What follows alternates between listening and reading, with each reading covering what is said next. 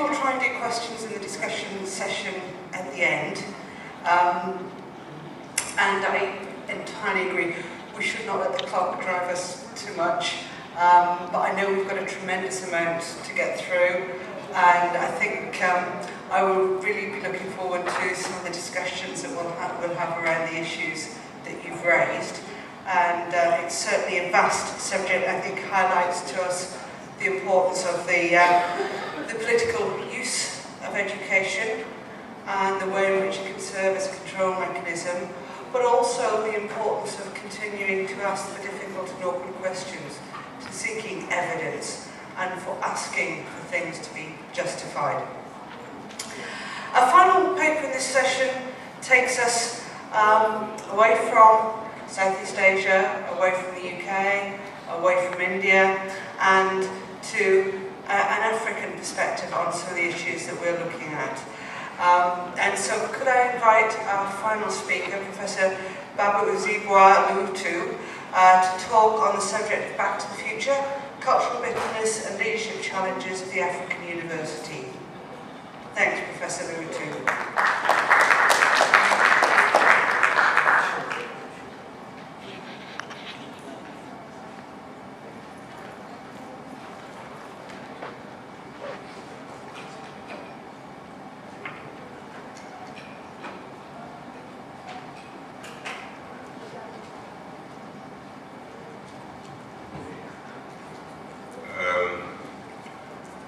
Good afternoon, ladies and gentlemen. My due respects to all our honored guests here.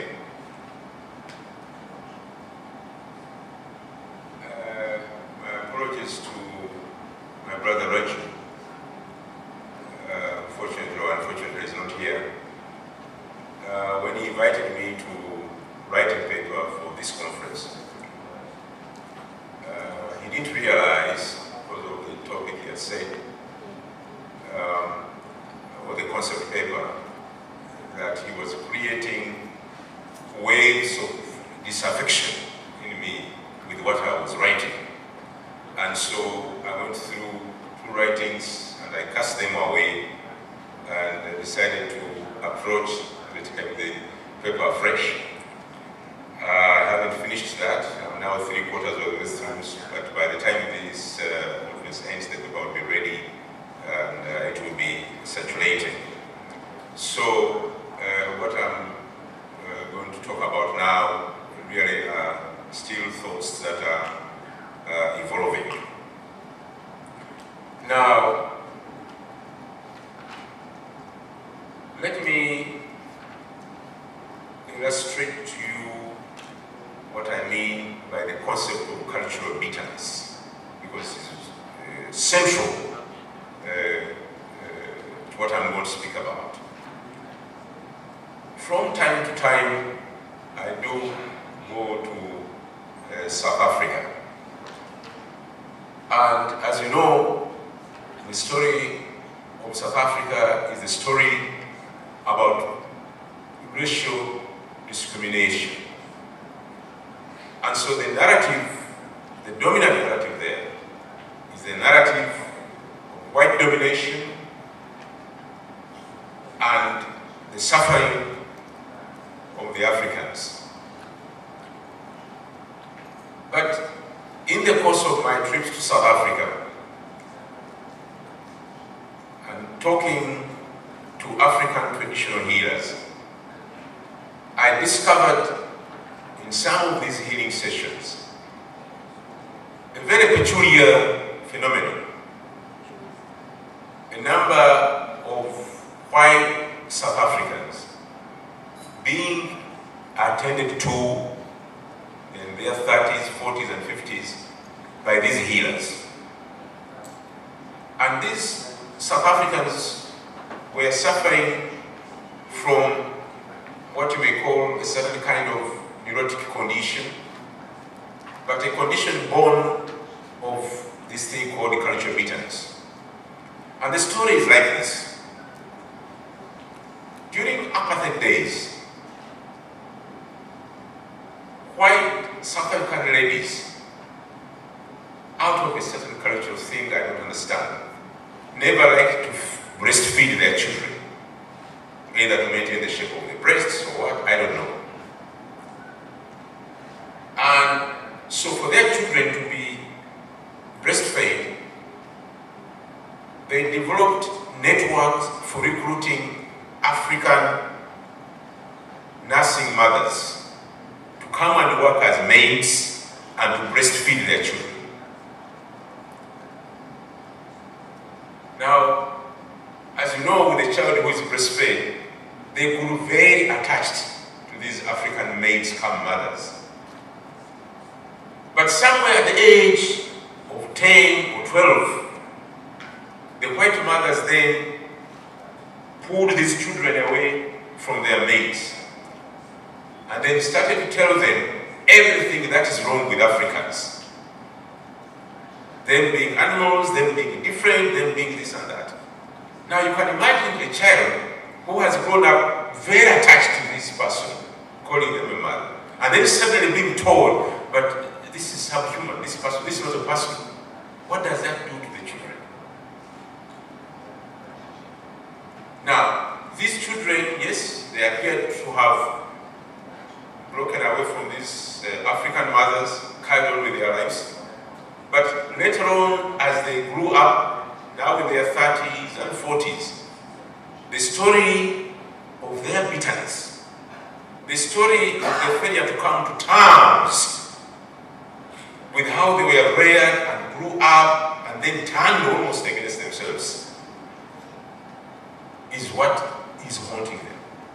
Now that is, my friends, also on a larger scale, the story of Africa. Africa is a very peculiar continent. We all streamed out of Africa. It's the cradle. But whoever left Africa and became Indian, became European, became all this, does not remember where they started that journey of their humanity. They have another story about Africa. That's the dominant narrative about what Africa is to them. This is the story not just about races, it's a story about religions, it's a story about knowledge, it's a story about many, many, many things. It's a story about the cradle, a story about the beginnings. Where did we start to be what we are today? Different, but still living.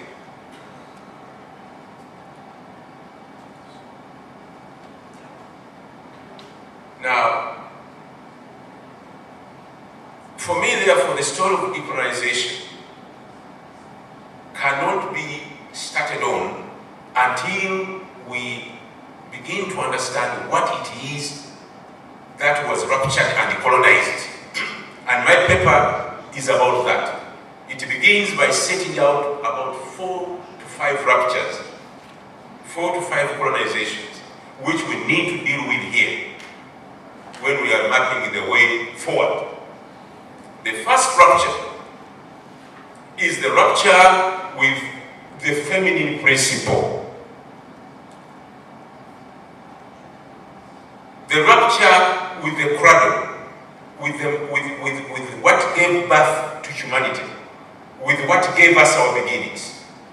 We call it a feminine principle because it is endowed in womanhood, in motherhood.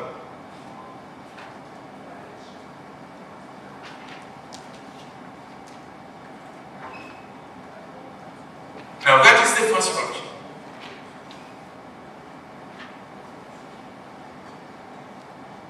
It is the rupture that confuses, that occupies the story of where you came from. The rupture with your cradle, with your past, with your tradition. Because only your mother who knows what you were at your most vulnerable. And who got through you those hard times to be what you are today.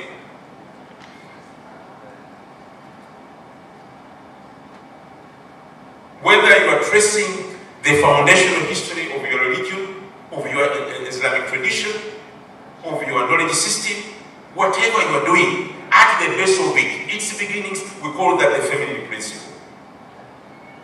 It's the principle that anchors you, that gives you security, that gives you direction, that reckons where you come from and where you are going. It's your DNA. Now that's the first rupture. And that rupture comes well before even colonization, the physical colonization. The second rupture is the rupture with nature.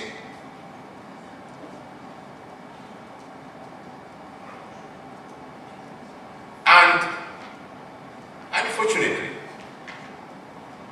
most of the dominant religions also carry that weakness with them, that rupture with nature.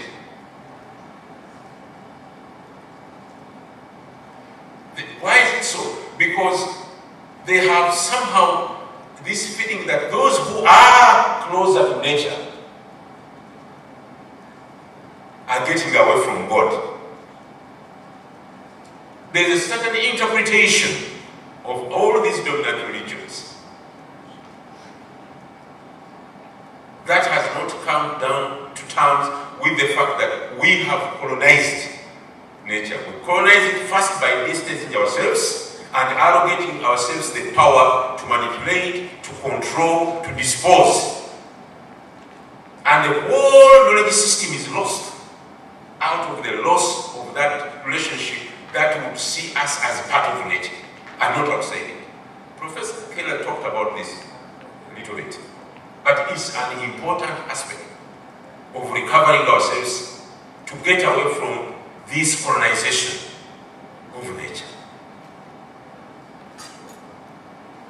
I tell a story in my paper, and this is a story common all over Africa, but I'll just mention it here in passing, because it illustrates this clash of different knowledge systems and traditions, which we need to get grips with if we want to move forward to a new agenda for learning and affection.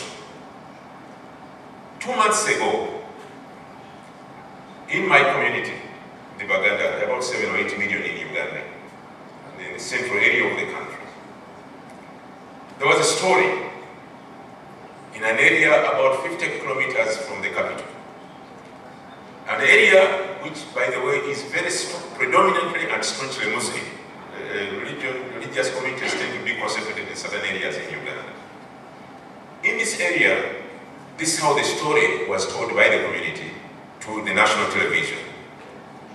They say 2 twin pythons and their mother, this is the language we are using, came to visit. And all the villagers around gathered with gifts, eggs, whatever, all the animals that the pythons eat. And it went on the whole day. Now, towards the evening, it dawned now, where were the visitors going to stay?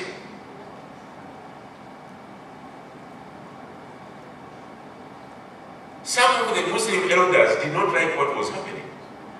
There's a term, I think it's called shirki. Shirk, is that it? Idolatry. Shirk, yes. They said, you know, what is this? Why are you calling snakes visitors? What are you turning this into? Because now the discussion was, where should the visitors stay? And these elders were saying, either you take these snakes, that's what they were calling them, to the police station, or we shall kill them to stop this idolatry. So the argument, which was on the national television, saw the communities almost going into a physical skirmish, and they took the snakes to the police station. And the police said, but what are we to do with these snakes? Our work is to take in people who have committed wrong. The snakes have not beaten anyone, but if if the snakes were protected animals, we would arrest those who are harming them. But if they have not done anything, we have no room for them here, maybe we shall call the Uganda Wildlife Authority to take these snakes. And so the conversation went on until eventually there was a deadlock, and one of the men said, look, me, I'm taking the visitors home. And he took them to his home and they spent the night there. The following day, the Uganda Wildlife Authority came in full force and said, we are taking these snakes to the zoo. The community would have none of that nonsense. They said, but these are our visitors. They came with a purpose. Well, why do you want to detain them? Why? What have they done?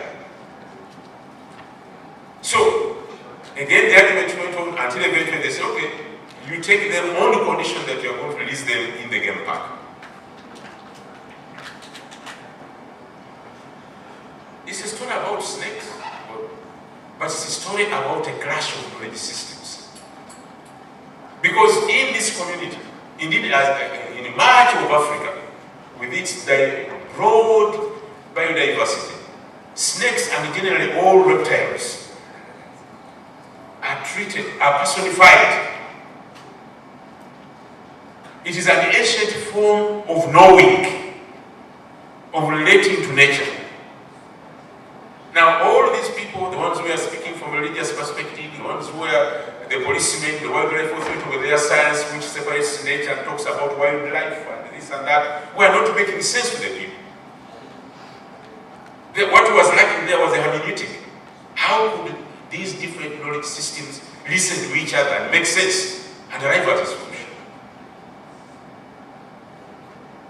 One narrative, the scientific narrative, and to some extent the religious narrative, had colonized the understanding of nature. They were seeking to impose, and the community was saying no. Now, this is an important issue we've got to deal with, because it's an exercise, an important exercise in intellectual, in cognitive humility. It is only a very recent phenomenon that humans are at the center, have put themselves at the center of nature. For thousands of years, humans were a footnote, a small thing. But it is the power of science and many other powers that have now given us this feeling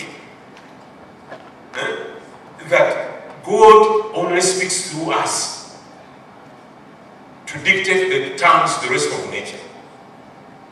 But all those are his beings. They are all in his image. In fact, the humans are even a much more poor image. We put God to shame when we claim all these things, that we are in his image and do what we are doing. The third rupture, which we need to deal with here, is the rupture with the community.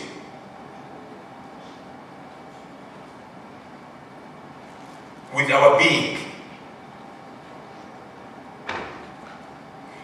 The living, we the living, have colonized the space of the unborn and the space of those who went before us. The sense of the sacred in an organic way has disappeared. That colonization has to be dealt with in the new knowledge agenda. It has to be undone. We have to have an intergenerational equity. Again, that means lowering our power of arrogation.